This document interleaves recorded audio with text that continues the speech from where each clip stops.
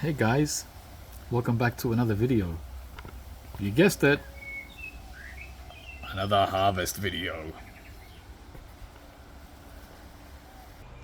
I'm loving this weather, guys. Today, or overnight, and today we had the first humidity for the season. Wow. It's been a long time since I've experienced humidity in our home base. It was at 97% humidity overnight, and right now I think it's around 73%. And guys, all we need here in Melbourne is just 2 or 3 days like that. That's all, and all the tropicals go berserk. The plum trees, the apple trees don't care for it. But these guys do. They love humidity. So, oddly enough, today's video is not about tropical fruit. Yep, we also have temperate fruit, guys, mixed in with the tropicals, right? And the reason for that is because they're so easy to grow here. Duh.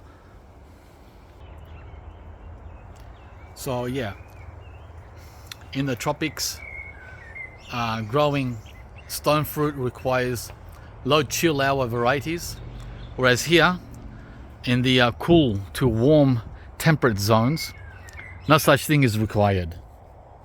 We can grow the whole gamut of cold weather or cool weather stone fruit here in Melbourne. No problem at all. Well, except for one, and that's because I'm lazy. It's got nothing to do with the location. I don't like spraying, right? You got to spray peach trees and nectarines to get rid of the curly leaf, and I can't be bothered, guys. I can't be bothered, right? Because you don't spray once. You got to spray like 3 or 4 times a year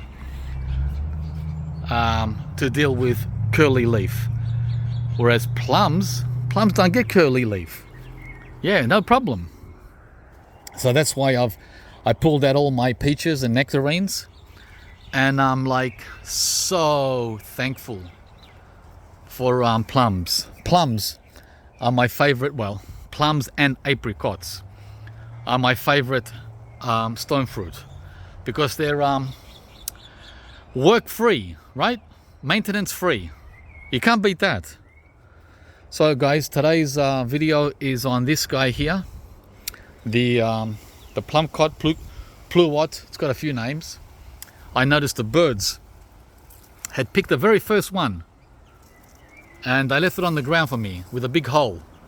That's how I know when the fruit's ready. The birds come here first thing in the morning and start feeling all the fruit. Literally every one of the fruits. Can you believe it? Tapping on each fruit at like 6 a.m. while some in bed snoring. Here's one. And by the way, they're not 100% ripe. They're about 80 to 90% ripe, right? And I'm good with that. That's close enough. So today we're gonna pick a few. Current temperature 26 Celsius and 70+% humidity, right? And it's the final week of spring. Yeah, these come at the very end of spring. That is the final week of spring and the first week of summer next week. So as you can see,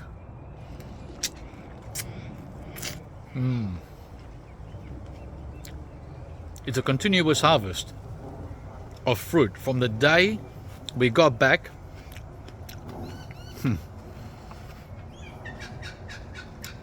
from our winter getaway, which was early September. That's almost 3 months ago. We've been feasting on homegrown organic fruit every single day for the last 3 months. Wow, what a treat, huh? What a treat, guys. Oh, and one other thing, strangely enough,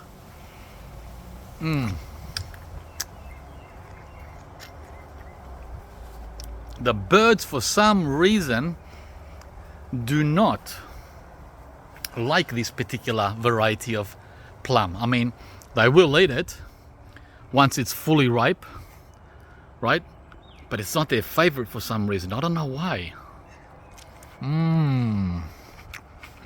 So good.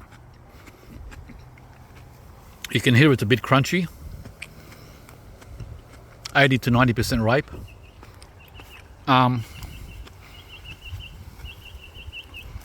The other good thing about this variety here is you can pick them when they're 60, probably 50 to 60% ripe, and they will ripen on the counter. That's amazing.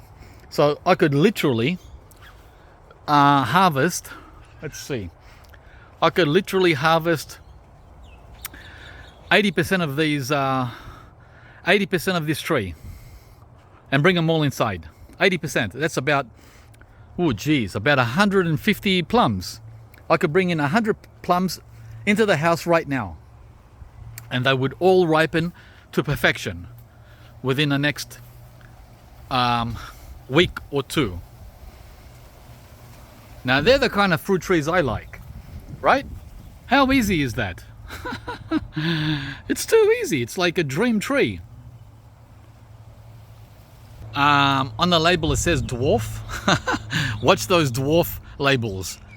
It's 4 meters tall. The tree's 4 meters. It's exactly 4 meters at the tips up there. And the label says dwarf. Yeah, right. So if this is a dwarf, how tall is the regular Plumcot? Like what, 6 meters? Unreal.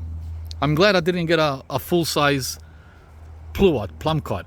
All right, guys, so I'm gonna start picking some of these that are 60 to 80% ripe. Ooh, what's that? Oh my God, it's bird poo. Oh, check it out. Bird poo. Now that I have to wash. Definitely not gonna be tasting that one unwashed. All right, so the first one had bird crap on it. Too funny. Out of all the plums to pick, I picked the one with the shit on it. It's probably the only one. Now, is that an omen? Some people, superstitious people, will see that as an omen. It means something, right?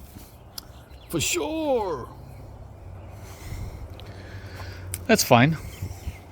Believe whatever you like, guys. More power to ya.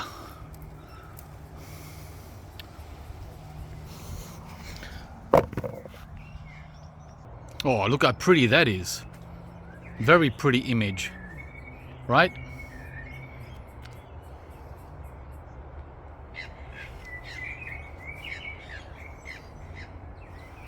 Nice.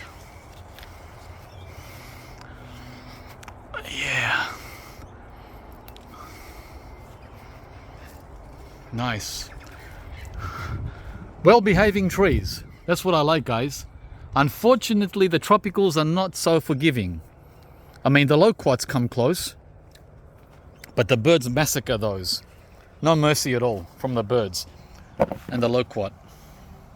Like when I see this, it gives me some hope. There's some hope. I can't believe it.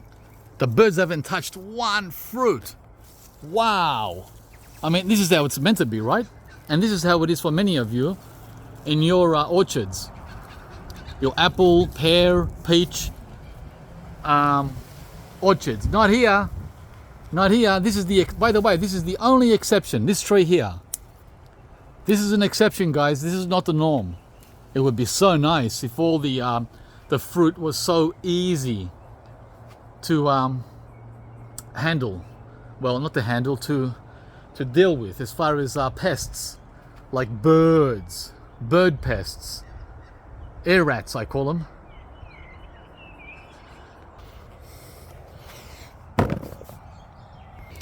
That's how you can visually see the difference between, oh, the flies are murder, between 70% ripe and 90% ripe. The one on the left is 70% and the one on the right is 90%, right? So you got some kind of maroon versus black. So this is the one I'm gonna taste again. And you can see here by puncturing it, you'll see.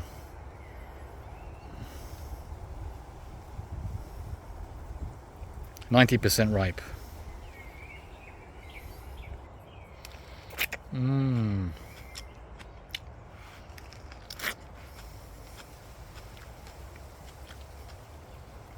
Cold climate plums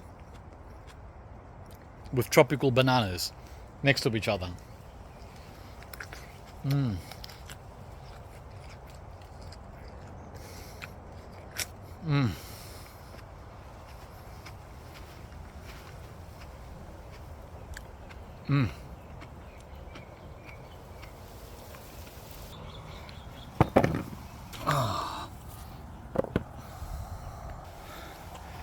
Alright guys, I think that's enough for now. I can just keep going and going and going and pick almost every fruit, because like I said, they're like 80% of them are 70% ripe, so I don't want to pick them all now. Like, we can only eat so much because we've got other fruit to eat too. We've got lots of bananas, oranges, mandarins, pomelos, grapefruit, ice cream beans. Jeez. And I'm sure there's others too which I can't remember right now. Yeah, so that's the video for today. There he is. He doesn't help much. So that's the harvest today. Plumcot, Plumcot at the end of spring 2023 at Fruitopia. Sun's out now. Nice time to go to the beach. But I got lots of work to do. So today's garden day. Garden work day. Right? A lot to do, guys. There's always so much to do. I've got to trim these passion fruit vines that are pushing a lot of new growth. See them? And they're pushing everywhere. They're wrapping themselves around the lemon guava here. So I've got to trim passion fruit. So I got to get the ladder. Now, I did this, by the way, back in September, at the beginning of spring, but it needs doing again at the end of spring, right? And by the way, we had at least a dozen passion fruit over spring. Spring is the low season of passion fruit here in Melbourne, but we did get a dozen. There's a lot more coming there for summer. All right, guys, that's today's bounty. Woo! Oh yeah! Not tropical, but still delicious. Thanks for watching. Put a like if you enjoyed the video, and subscribe to the channel if you haven't. We'll see you from the next one, guys. Bye bye now.